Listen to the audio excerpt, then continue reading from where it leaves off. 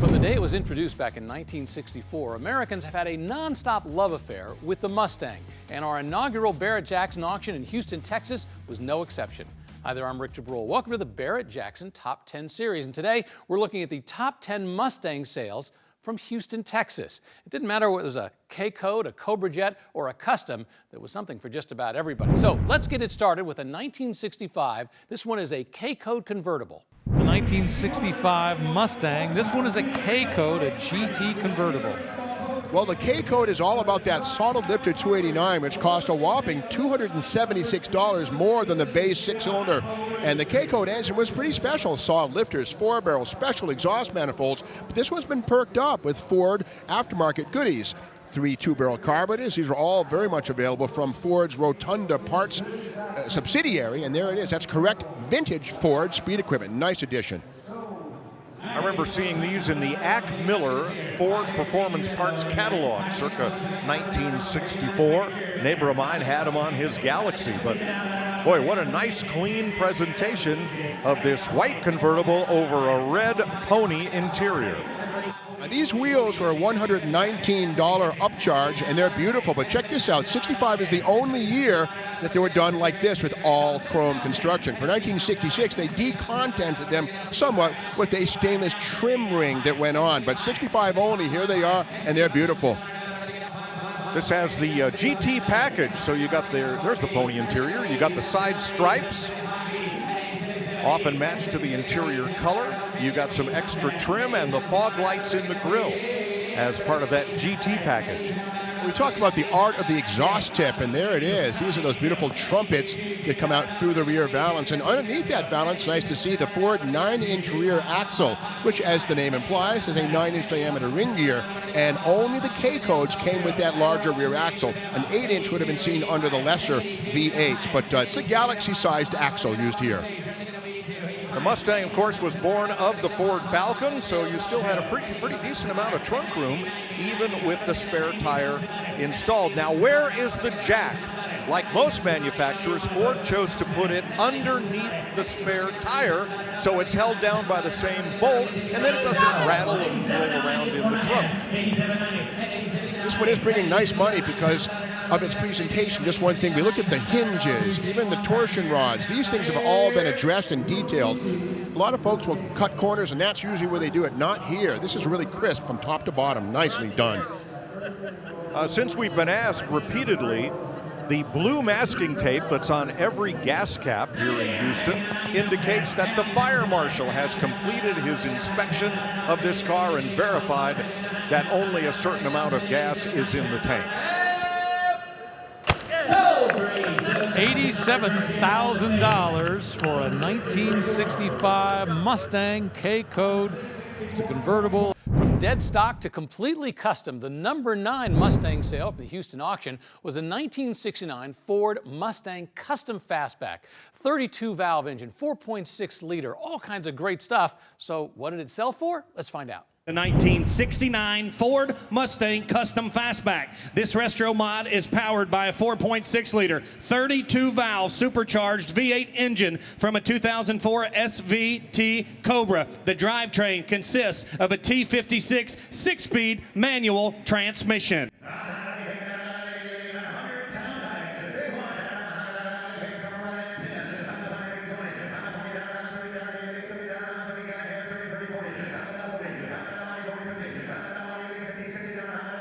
Here's a 69 Ford Mustang sports roof. I love this car. It's a 1969 on the outside. Underneath, it's got a 2004 Cobra engine in it. It's got Cobra suspension. Yes, it looks like the 69, but the stance is just a little bit more aggressive, and it's got that modern running gear. Beautifully done. If we look under the back, we'll see 1999 to 2004 independent rear suspension from a Mustang, but not just any Mustang, the SVT Cobra, the only with independent rear suspension merged here.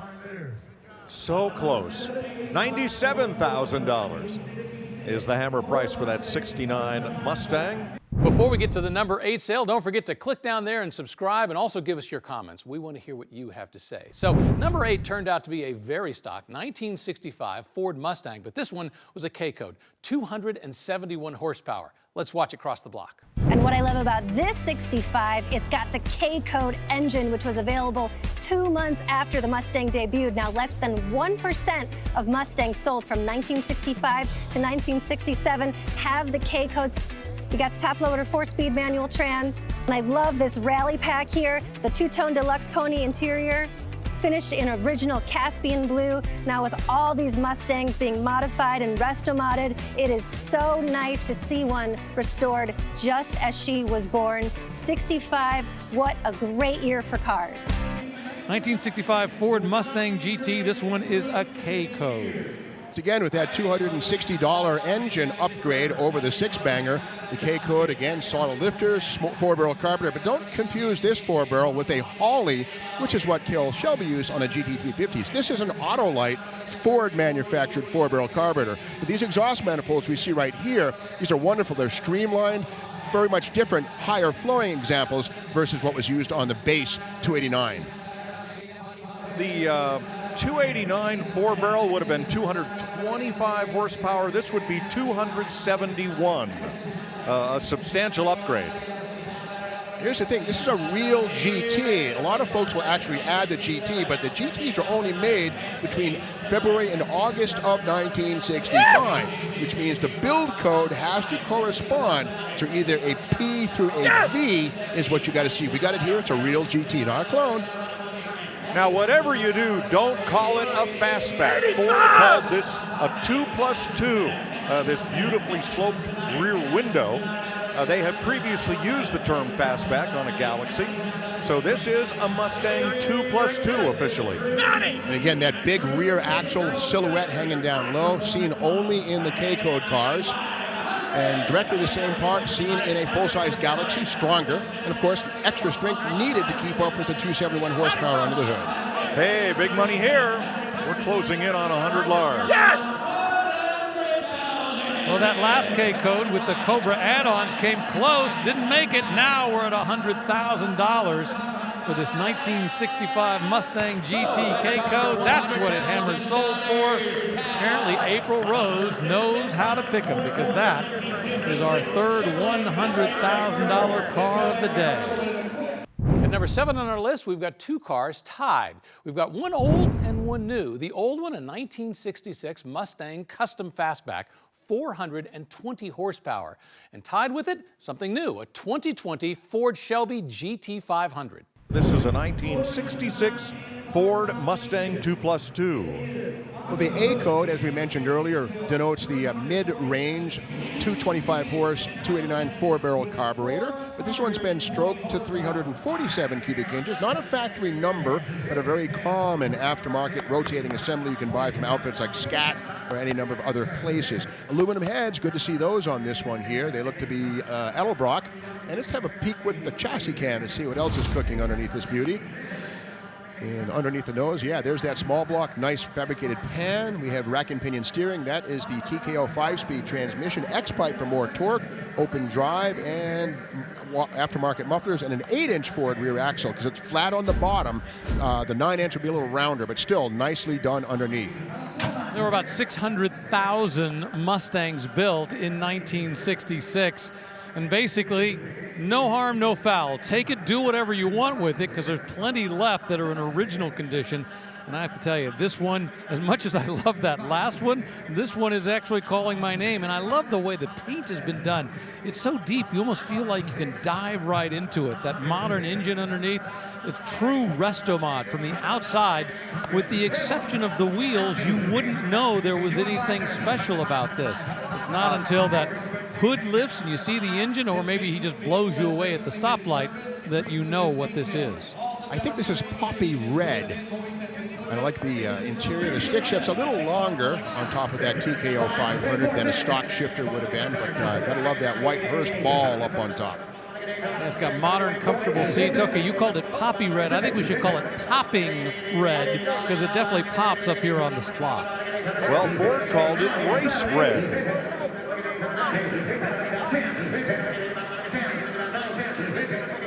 it's hard to imagine that the 2+2 or fastback, whichever you want to call it, Ford called it 2+2, sold in smaller numbers than either other body style.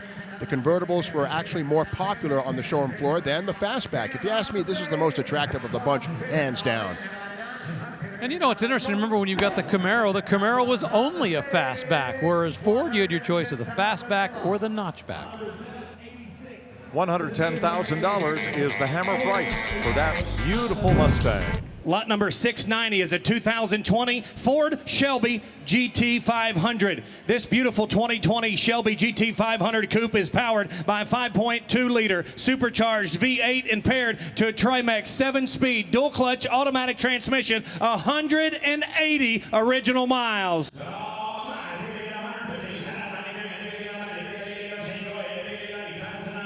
Ebony leather interior, power steering, power brakes, power windows, air conditioning, a 12-speaker sound system, and only 180 original miles.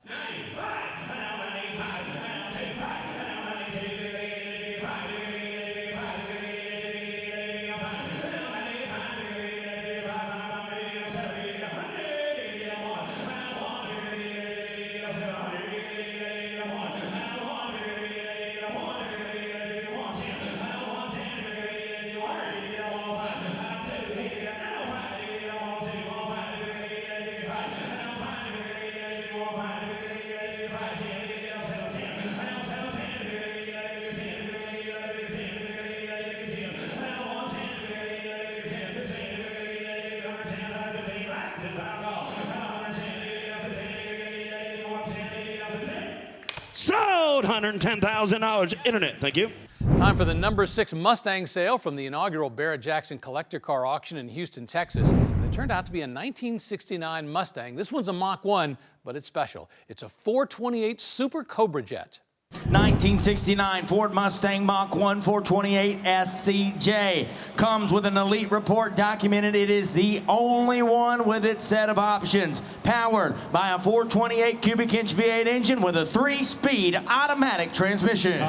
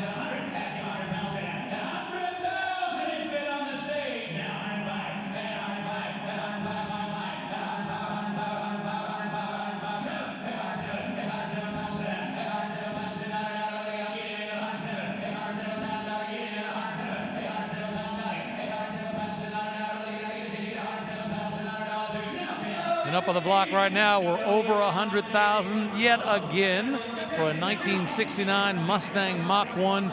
This one has a big engine, 428 cubic inches, Super Cobra Jet. Now the big deal here is the axle code, which is W. This one has a 430 gear set in the rear axle from day one. That's basically a drag strip gear. Super Cobra Jet, this is an acceleration machine unparalleled in Ford. Ford has just brought back the Mach 1 name for Mustang, kind of a replacement for what was the Shelby GT350. But this is how it was when it was born in '69. Well, it's kind of small, but let's have a peek right here in the driver's side door of that little W. Now, we used to have a thing called the finger camera, the Vindicator, but that's okay. We ain't going to see it too close, but there's that W right there, the axle code, W for 432.1 axle. That is an acceleration gear, no good for the highway, but this thing was built for quarter miles. $140,000 for a 1969 Mustang Mach 1, 428 cubic inches, Super Cobra Jet engine. Well, there's no shortage of opinions about what was the best year for that first generation of Mustang. Personally, I love the 1967. Beefier, bulkier than that 1966, which is why I really like the number 5 sale from Houston, Texas. It's a 1967. It's a custom coupe, this one with a very modern Coyote high-performance engine. 1967 Ford Mustang Custom Coupe, one-off custom build, underwent a complete professional restoration and pro touring build with modern technology added throughout. Powered by a Ford Racing 5.0 liter XS Coyote engine, it's equipped with ported Cobra Jet heads, Cobra Jet cams, fully forged bottom end, ported to 2019 intake, and the engine's backed by a modified T56 6-speed manual transmission.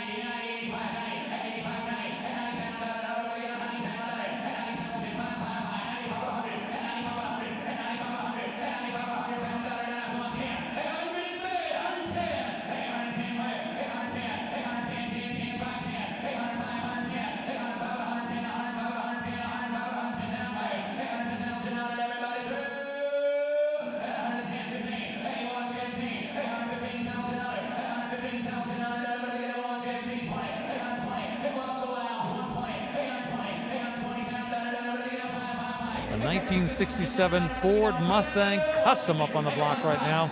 Current bid $145 up to $150,000. Up there in the skybox, the bidder assistant has that yellow towel to get the attention of the auctioneer, who's about a football field away at the other end of the facility. Pro Touring suspension, 5.0, highly modified V8 engine, fully restored and highly modified. Well, the auctioneer held that gavel for just a moment before he finally brought it down. So how do we top that 1967 Custom Coupe? Well, with a 1967 Custom Fastback, of course. This one with a Terminator engine, a big Eaton supercharger. I want to know what it sold for. It's a 1967 Ford Mustang Custom Fastback. This 1967 Mustang Fastback is an original S-Code CT car built to pro touring standards. Power comes from a custom 4.6 liter Ford Terminator engine with an Eaton supercharger.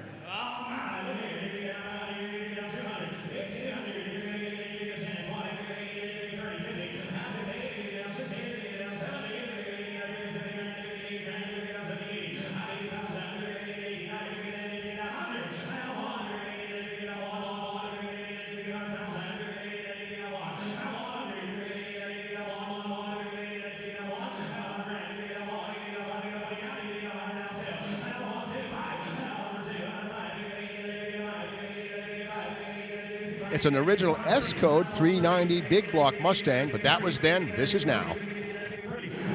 Well, the devil's in the details. The devil is in the details. And for example, take a look at how this windshield fits into its opening. It is flush fitted and glued in. There is no chrome or bright trim surrounding this windshield or the rear window.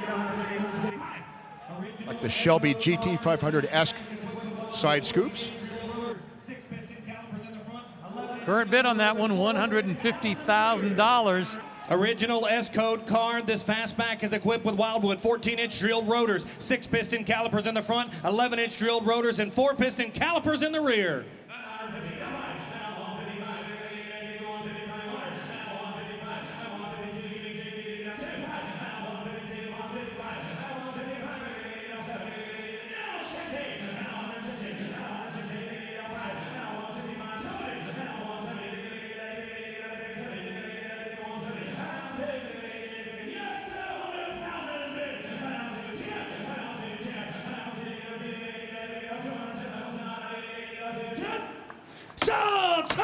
Sold! $200,000, Chris Orr. All right, we're up to our top 3 Mustang sales from the inaugural Barrett-Jackson auction in Houston, Texas. Number 3 turned out to be yet another 67, but this one is an Eleanor tribute. Fully licensed, big high-performance engine, 4-speed transmission, and it roared across the block. Now this is a car that I previewed yesterday, and I'm a big Nicolas Cage fan, so I'm back looking at it again before it goes up the block. Channel my inner Nicolas Cage eyes here. Lot 443, a 1967 Shelby GT500, or Eleanor in the movie. And you can see they started with an all-new Ford body here, so nothing really old Mustang about this thing. Under the hood, a big block Ford supercharger. Of course, it has the correct Eleanor body kit, and on the inside you have a beautiful interior with nitrous and, of course, the famous Go Baby Go button. This is an immaculate build, and I imagine all of us seeing the movie 20 years ago came out of the theater wanting to buy this car, and well, here's your chance to buy one of the nicest ones I have ever seen. Well, there have been not one, but two Gone in 60 Seconds movies. The original by stuntman Toby Hallecky, who was the producer and director and star of the original movie. And of course, Eleanor was the most beloved star car. And then of course, the follow-on with Nicolas Cage. But Eleanor became so famous from the movie that people started doing repop Eleanors, and then Denise Hallecky began taking legal action against them. So there became a program to do officially licensed Eleanor cars, and this is one of those. Now, speaking of reproductions and officially licensed things, this is a reproduction body shell. A variety of companies offer them. Of course, Ford must give them their blessing, so there's no rust hiding in this one. This is a brand new body shell. Tell you what, we have shot past everything else to be the #1 seller of the day. We're at 180, 185,000 and still going. This beautiful Eleanor is going to come with a full start to finish build book, a 30 by 40 inch professionally assembled. The cost of one of those body shells is about $17,500, and to be honest, it's a small price to pay versus trying to scrub all the rust out of an old body shell from any of the Rust Belt states. You might get lucky and find a Western shell, but for the most part, 17 grand is a bargain. Buy that and forget about rusty old stuff. So part of the money here is in the build, and the rest is in the provenance. You saw that Carroll Shelby had signed the slam panel under the hood, and he has signed the dash, and we're at $200,000. We're at 200 and still going, 215.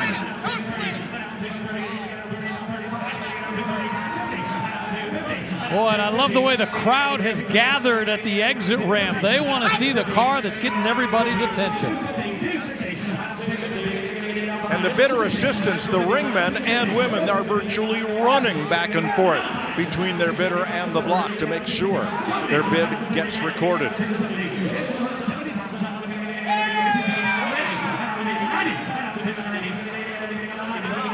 Love that blue key lighting in the interior and down below. Features custom leather. This is crazy go nuts time at Barrett-Jackson. $280,000 for a replica, an authorized replica of a famous movie car.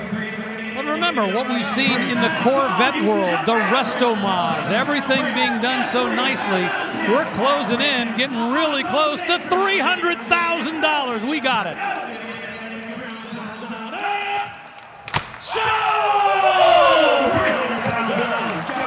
$300,000 for a 1967 Ford Mustang Eleanor Tribute. The #2 Mustang sale from Houston, Texas turned out to be Eleanor #2. This one a 1967, a tribute edition, a fully licensed version with a great Coyote engine. Let's watch it cross the block.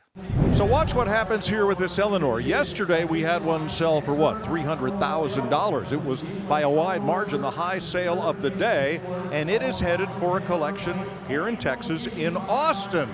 And a friend of mine spoke to the buyer of that car yesterday, and he said, I might just come back today and buy the other one. Bookends.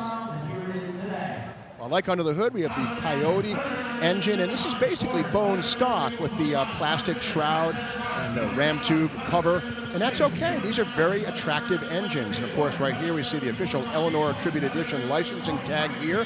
Very important if you want to have one of these and make everybody happy. Gone in 60 seconds, performance. Yeah, pretty piece. I like this. Backed up by a 6-speed automatic transmission. No need to drive a stick if you can enjoy this one. So here's a whole lot, Victor, of movie memorabilia to go along with the car. Photos of the movie stars in the second Gone with 60 Seconds. Certificate of authenticity, movie poster. Lots here, and this all goes with the car.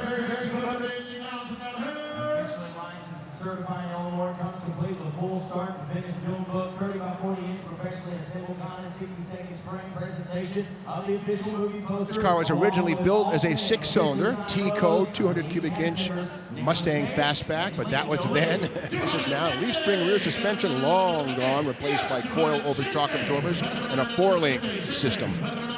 Don't you wish cars had emotions? I swear some of mine did. It's like, I'm not going to start for you today, no way. But if this one did, born as a little 6-cylinder Secretary Mustang, if it only knew what it was going to become years later.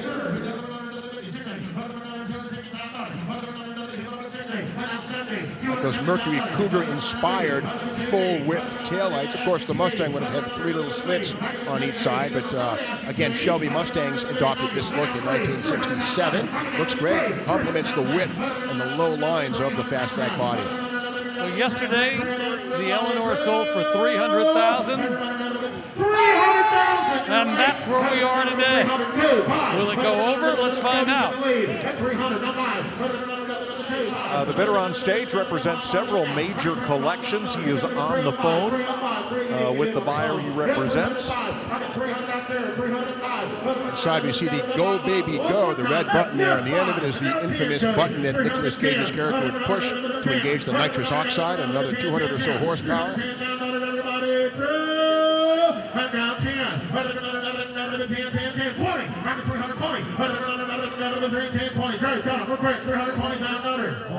Inside the trunk. You need nerves of steel to finish this bid off. We're over 300. It was 305, 310. Now we're up to 315. Inside the trunk, we see the C-panel mounted fuel filler has a transfer tube running to the tank.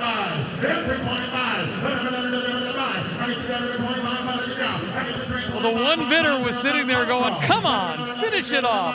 Hammer it so.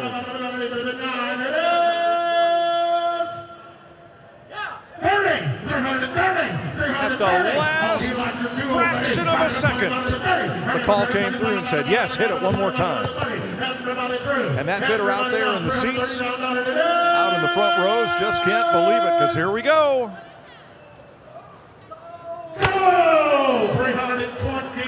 $325,000 makes that the #1 selling Eleanor. All right, time for the #1 Mustang sale. What was it? Was it a custom? Was it a Cobra Jet? Well, it turned out to be a 1966 Shelby GT350, but this one was very special. This one was owned by Sir Sterling Moss, one of the greatest race car drivers of all time. And when he was doing historic racing, this was the car he bought that he loved, that he wanted to drive. And when it crossed the block, it got everybody's attention in Houston. Lot number 741. This is a 1966 Shelby GT350 owned by Sir Sterling Moss. Moss stated on more than one occasion that this R specification GT350 was one of his favorite historic race cars. Power comes from a 289. These were K-codes when they started life, 4-speed. The car was raced by Sir Sterling Moss at 9 different locations across Europe from 1991 to 1997, including a win at the Targa, Tasmania. During the Concours in Houston, Texas, ironically, in 2007, Carroll Shelby drove this car across stage, announcing it would for hereafter be known as the Moss car. Lot number 741, take a look. Well, this is the Sterling Moss Shelby. This began as a regular GT350. Noted restorer and Shelby expert Chris Liebenberg, who now runs Three Dog Garage in Pennsylvania for vintage racer and collector Ross Myers, converted this to R-code spec. Peter Lavanos, the owner of Aston Martin, bought it, vintage raced it, and sold it to Sir Sterling Moss. And over a period of 9 years, he raced it at vintage events in Europe and won the Targa Tasmania. Carroll Shelby drove it up onto an auction block and said, this is the Moss GT350 and always will be. Sir Sterling has signed it in the trunk. And boy, what a great piece of Shelby history and of auto racing history in general. There were 36 actual R-types built, and one of the key noters is right here on the front, this front valance with an air, no front bumper, but that's R-type stuff added to this street model. And again, not one of the 36, but mechanically the same. Well, sometimes you value race cars by adding the combination of the car itself together with the driver and the performance. We got a great car, a Shelby GT350, an amazing driver, Sir Sterling Moss, and a car he won in vintage racing with. Right, to be perfectly clear, Moss never raced this car in period. In period, it was not a race car, but it was converted to vintage racing spec, and Sir Sterling had a lot of fun and a bunch of trophies in this one. On the rear valance, we do not see the reverse marker lights, which would come along for 1966 on Shelby GT350, so that's a marker that it is a carryover. He has 400. You want to be 425? A hood pin secures the trunk lid, underneath which you shall see the signature he has 410 online. of the best British driver never to win the Formula One World Championship. He certainly won everything else there was to win. The external battery kill switch on top of the rear quarter panel. Again, trunk-mounted battery, part of the picture for the R-Type. Aluminum racing wheels here. These are not the magnesium ones you would have found back in the day. These are actually aluminum modern ones. The crow's foot here, Northwest D, correct, visually, but not a magnesium as it would have been back in '65. Yes, it's at 410. Plastic rear window on the GT350s. That would vent air from the cockpit. This is plastic, and the spare tire mount and roll cage, all very correct. Yes, We've got a phone bidder, we've got an internet bidder. We're at $420,000, the current bid on the Sterling Moss GT350. It is interesting to see that Sterling Moss campaigned this car in the 1990s with the stock Mustang brakes, the Kelsey Hayes discs up front and drums in the back. I'm guessing perhaps the SCCA did not allow modern brake upgrades. Is that possible, Mike? And nostalgia SCCA Trans Am? Don't know, but the drums are here on the back of this one. In the center of the rear wheel, you see the Summers Brothers stamp. These are aftermarket axles. We have a new top seller of the day here at Barrett-Jackson. This 1966 Shelby GT350 just sold for $450,000. Well, that'll do it for our top 10 Mustang sales from the inaugural Barrett-Jackson auction in Houston, Texas. Did we have your favorite Mustang in there? Comment down below. We want to hear. And we also want to see you subscribe and watch all of the great Barrett-Jackson videos. In fact, there's another one coming up right there, so stick around.